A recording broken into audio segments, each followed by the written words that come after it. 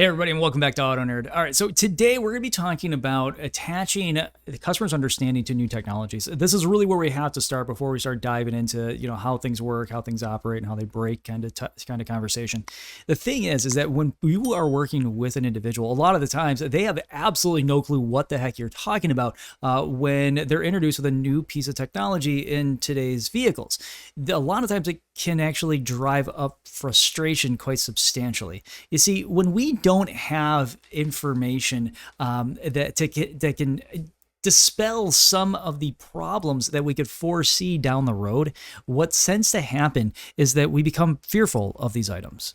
This is one of the reasons that when you're out driving with a customer on a test drive, a lot of the times when they tell you, hey, you know what, I don't like how that feels, well, all of a sudden you're now no longer selling the car. You're actually going ahead and battling the customer's emotions, which, if you've listened to me before, it's one of those things that you don't want to go ahead and have to battle. So that's what we're going to be talking about today. So sit tight. And here we go.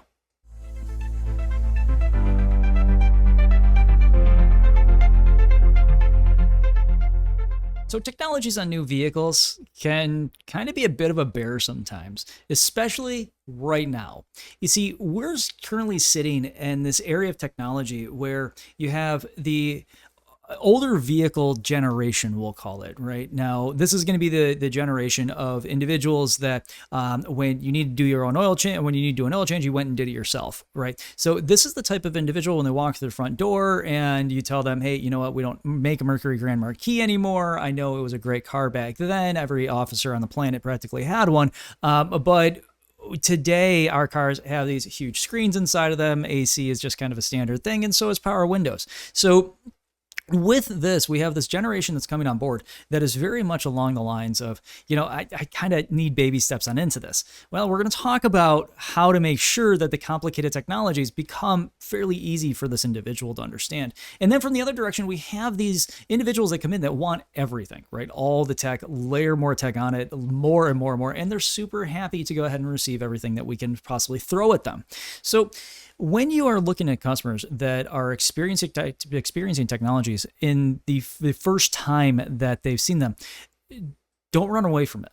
It could be a technology that would really excite them if they start to notice that this has the ability to help them. And again, back to a lot of what I said been saying a long time here, is that when people start to realize that there's a positive change that's on the horizon for their life, they will then go ahead and try to invoke that positive change into them. And so quicker is what I mean. And so now you have a customer where here's this new technology. They didn't know about it before, but you've given them a solid explanation. And that understanding has led to a desire for them to must grab this thing and put it in their life. Because when people have this desire start to bubble up, and when we give our explanations to customers in a way that give them the ability to simply understand that, hey, I'm going to go ahead, I'm here to help you out. And this technology, I see it marrying into your life like this, simply in being able to make great fundamental changes for you and improve your life in one way or another. As soon as a customer understands that, new technologies start to become friends. So with that, a little bit of information. But there's always that individual that comes through the front door that will honestly just be scared of everything, right? You show them something new. No, I don't want that. Okay, but you want a vehicle that has leather, but you don't want the base model. Yes. Sir, I have nothing to show you. That's not how vehicles are built these days, right? If you want a car that has all the stuff on it, or for example, leather, you got to go all the way up, especially today when manufacturers are starting to use artificial leathers like crazy in their cars, which isn't a bad thing. I will talk about that in a whole nother podcast. Synthetic leathers are actually pretty handy to be able to have in our cars and sell. But when customers are looking at technologies, the fear can bubble up very, very rapidly. It's almost as though you're working with an individual that is deathly scared for you to open up the hood, because whatever is under there, they will not understand. And the fear of the unknown is a very real thing with a lot of people when you work with them.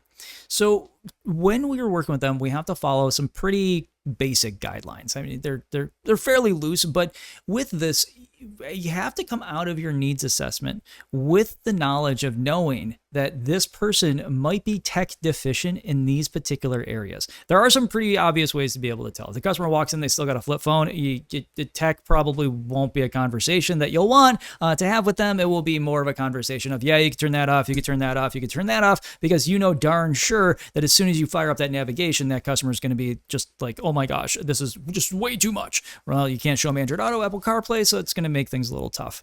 But we have to limit what we show.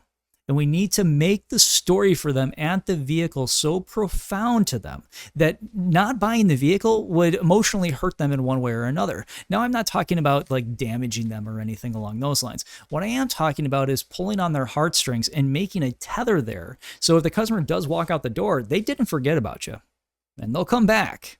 But we have to make sure that they understand. So one of the ways that you can make this work really well is after a needs assessment, put together that story. Hey, this customer is this type of person. They live this type of life. It's going ahead and painting their life onto the vehicle in this manner, they would really appreciate. But by going ahead and doing this, we can then take those items. For example, if there's somebody that drives all the time for business, let's say, things like smart cruise control systems might be good to show. Things like other radar-based technologies, near self-driving items, systems that make the vehicle stay in the center of the lane. Great things to show, but you need to be able to represent it in a way that essentially came out of the customer's mouth in the first place. Is that, hey, I drive a lot for work. Here's where I am. Okay, I want you to envision something when you're out of the car that, hey, you're driving on the road. Now we have this camera up here that watches the lines on the road, and we have, let's say a radar system or a LiDAR system that will make sure that we don't bump into anybody around us, right? As you start to display those items and you attach them to the customer's life, it creates this spark of understanding, and all of a sudden this spark turns into this desire. And that desire is only going to happen on about 5 to 7 items as you go around the car. Right? If it happens more than that, all of a sudden the customer starts to get in a state of, well, there's an awful lot in this vehicle, because you're starting to go ahead and hit that yes button a couple too many times, right? So if you ever watch somebody like at walk around competitions, I hear people all the time, I won this walk around competition, I'll walk around you, which I always think is hilarious when people say that. I'm like, cool, you won a walk around competition. It just means that you know a lot about the car. Congratulations, I applaud you. But can you give one to a customer and have it be a high grossing deal? That's a different story. If you ever watch yourself give a presentation, all 365 parts of the car, all the way around, you're killing yourself. First off, you're spending way too much energy on something, and by explaining a bunch of parts of the vehicle the customer could genuinely care less about. So really limit those number of things that you're going around the vehicle. My limit was always 7. That was my ceiling. I would not go ahead and go over that without request from the customer. So if the customer pointed something out, wanted me to explain it, not a problem. But I would make sure that the explanations I gave on the other items were just a cut above. The reason is that I can prep for that. I can go ahead and attach those pretty quickly to their lifestyle and get it really, that item to drill all the way down to the core of that happiness vein that I was talking about before, where when we go ahead and we're working with the customer, needs and wants, they're all really just wants. It's just a matter of how does that item turn into a want from necessity. So as far as this goes, when we look at, for example, how we have to pull this thing off, find the items the customer is going to want, like I said. Then when you found those items, look at the technology that the customer is currently using. If you're noticing that they are an absolute whiz, they're playing with their phone, you got that kid buying his first vehicle, sitting there with his cell phone, doing things that you never thought could be done on a cell phone. And that individual, you're not really going to have too much to explain to them. But ask them, hey, what's important when it comes to the tech in your vehicle, and have them start to tell you. Then with this, start to just, with that individual that is very tech savvy, just give them a couple things here and there. Right? Then let them loose and let them press buttons. They'll understand it pretty quickly. That's just what they do. But when you have somebody that is tech deficient, that struggles with technology on the daily, just back up real quick. Take some time, and this is where the baby steps come in. But keep in mind, the amount of assistance that you offer for this individual and the ability for you to play the essentially like the 12-year-old that's teaching the grandparents how to use a new cell phone, the amount of that behavior that you could put forth right there is directly related to caring. So if you make it so that the customer understands that, hey, I care about you. I want to make sure that you are being taken care of in this particular situation for whatever technology it is. So if you want me to turn that off, I can't turn it off for you, but here's actually what it does. But do look at their life and start to pull in, hey, this technology works like such, and I'm going to explain it like such as well. For example, with radar-based cruise control systems, when they first came out, nobody really understood how they worked. I had a lot of sales consultants that would go ahead and say, well, by satellite camera, the manufacturer is watching the cars move. And it's like, what? No manufacturer on the planet has that kind of coin to watch all of the cars move around the whole world and then navigate around with them. I don't know any manufacturer that has satellites that are willing to hire people to drive your cars. It's just, don't put yourself in that bucket of just ridiculous explanations when customers tend to ask things. But when it comes to radar-based cruise controls, make it something that is highly relatable. Now, when I was just getting out of sales, highway-based cruise controls were just coming out in some ultra premiums. And when I would go over there, it was more along the lines of, hey, you all remember Flipper? Yeah, you mean the dolphin? Now, for any of you that are listening to this that don't know what Flipper is, just when you're done with this video, go to the search bar, type Flipper on in there. By the way, subscribe, will you? So click that button, just click subscribe. But okay, now that thing's done doing what it's doing. Now, up top, go ahead at some point, just type it in there. Basically, it was a dolphin. It had sonar waves coming off the front of it. They would bounce back, and it would give you the general idea of what radar did. But the thing is radar is used above board, sonar is used below board. They're different technologies, and they go through different types of atmosphere. But the thing with this is by giving it a relatable definition, the customer can go ahead and say, okay, so the signal comes off the front, it bounces off the other vehicle, it comes back, and that can track the distance. Yes, and it does it very, very quickly. And so with that, this is going to go ahead. If you set your cruise control to, let's say, 76, it's going to maintain 76 miles per hour. Simple stuff. Or when you take a look at other technologies, and here's another one that gets talked about quite a bit that people just tend to break, I don't quite know how, is things like rain sensing windshield wipers, right? Rain sensing windshield wipers, if you want to have a fun experiment, go ahead, grab a water bottle, plastic water bottle, or anything you put water in. Walk out to a vehicle with automatic windshield wipers. Put it to the auto position. Most manufacturers all have it the same. It says auto on there, and just follow the directions, put it in the right spot. Once you have it on auto, go around to the vehicle, but don't go to the side where the water shoots off. Go around to the side of the vehicle where the blades move away from, and take some of the water and just pour it up by the rearview mirror. And usually you will see something that looks like a glass ball or a couple of glass balls up there. And it's usually an IR light or an infrared light that projects light outside of the windshield. But when water hits it, some of that light bounces back into a little sensor. And the more light that bounces back into that sensor, the faster the windshield wipers move. Automatic windshield wipers. Pretty easy stuff. But by going ahead and explaining it to the customer ahead of time, you can make a huge wow factor out of it. Instead of simply telling them, well, it has automatic windshield wipers. Well, that sounds really cool. Show it to them. Make it an activity. By going ahead and making that learning concreted to the customer's brain, the customer now starts to own the pieces of the vehicle that they've already justified that they're going to own. Remember, when customers walk into your dealership, you're on the table at that point in time. When they leave your dealership, it's very questionable if you still are. So when the customer comes in, they're already in, yes, I'm buying this mode. It's our explanations and the experience that we provide them that give them the ability to say, oh yeah, totally, I'm buying this, or no, I'm gone.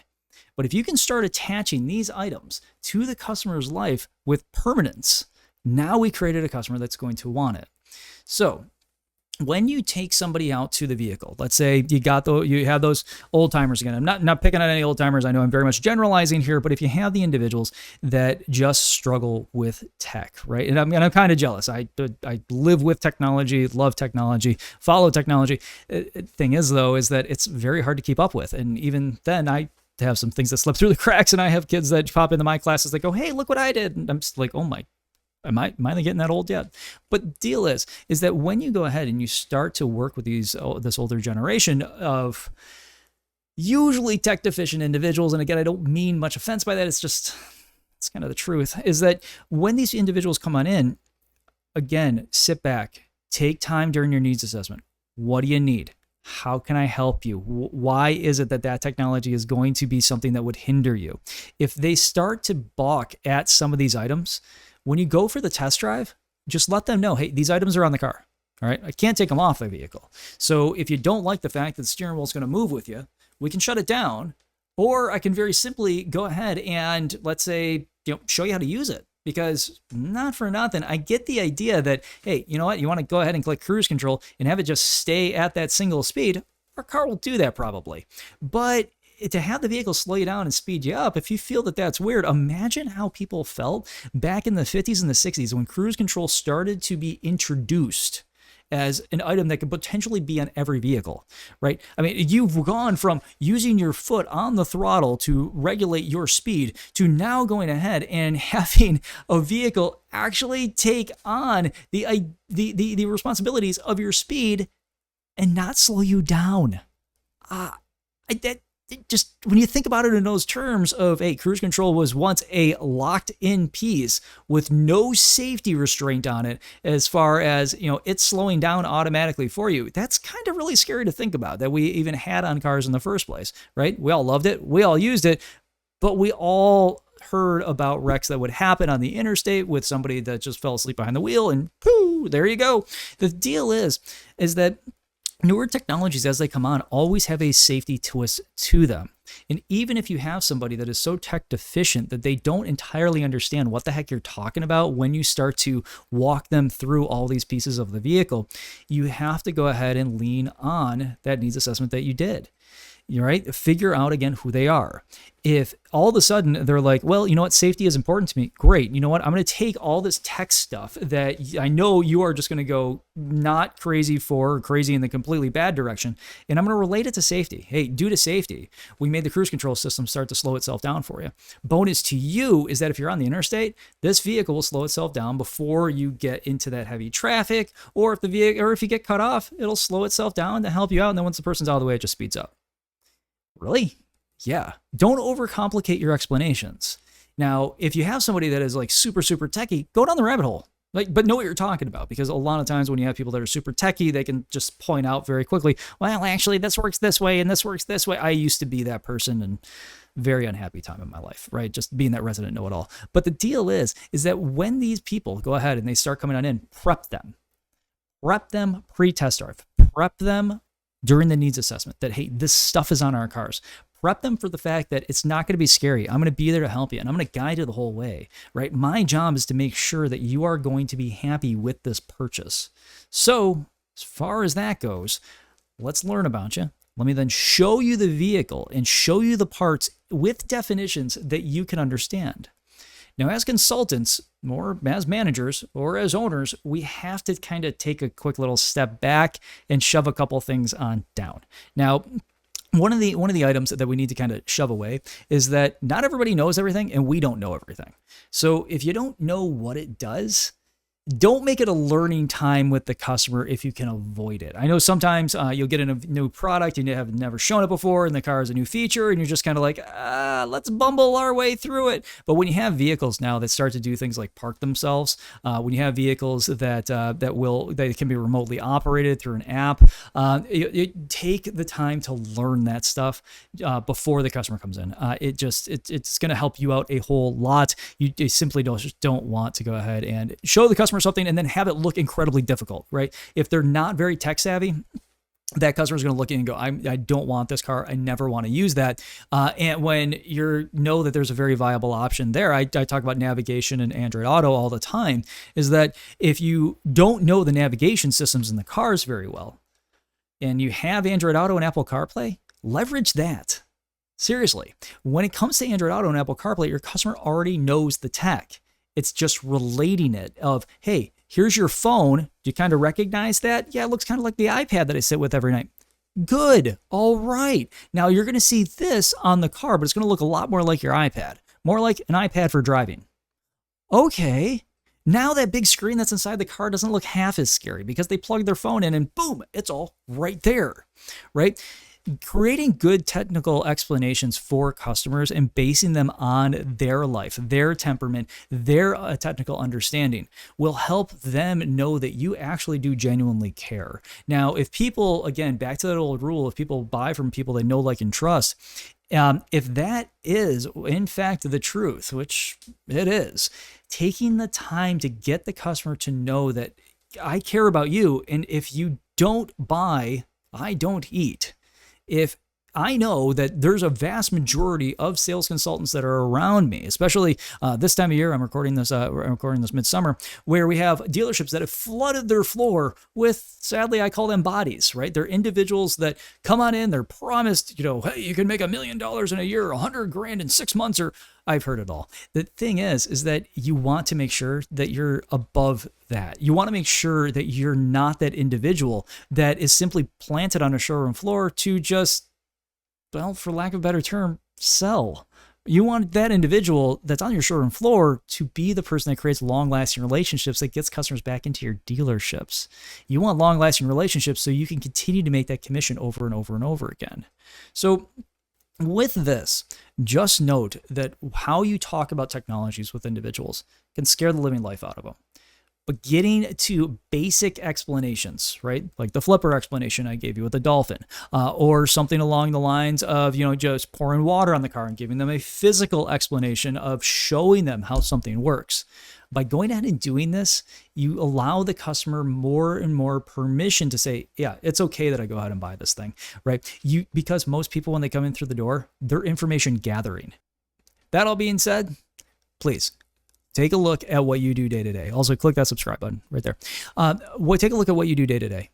If you're taking notes, leverage those notes during needs assessment with the customer along the way, but also lean on your knowledge of the world. And here's what you can tell the customer in order to get them to adapt to your vehicle better. The more they understand it, the more they're going to be able to love it by you giving them that permission through understanding. All right. So that's it for today. Aside from that, click that subscribe button, please. Will help me help you. Now, if you are listening to this on audio, just note that we do have the YouTube version. In addition to that, if you're watching us on YouTube, we also have the podcast at AutoKnerd.com. And then aside from that, next week, technologies on deck. I think we're going to go ahead and we're going to talk about kind of some of the more basic technologies that we're talking about right now, but I'll do more of a deep dive into how they actually came to be, because a few of these things, it's kind of interesting what happened when all of a sudden people started to say, let's get cell phones out of cars. The whole automotive industry got a huge tech problem. So we'll be talking about that next week. Have a great one, everybody. I'll talk to you a little bit later.